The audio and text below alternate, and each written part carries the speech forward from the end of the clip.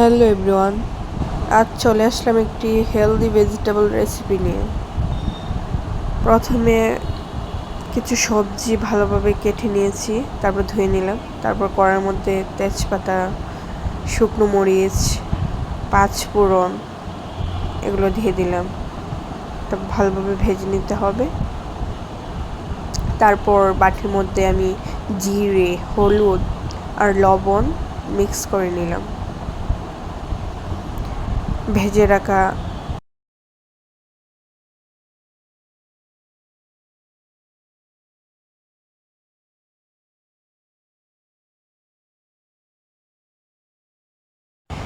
রাখা মরিচ, তেজপাতা মশলাগুলো ভালোভাবে ফ্রাই করে নিতে হবে।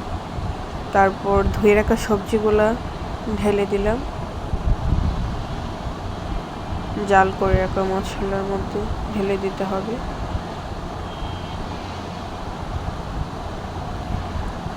ভালোভাবে মিক্স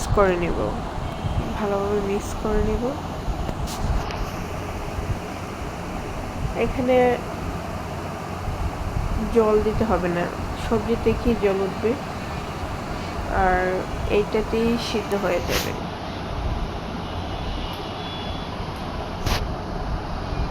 সবজিগুলা সিদ্ধ হয়ে গেছে। তারপর সিদ্ধ হয়ে যাওয়া সবজির মধ্যে এখানে ধনিয়া পাতা, কাঁচামরিচ দিয়ে ভালোভাবে মিক্স করে নিব।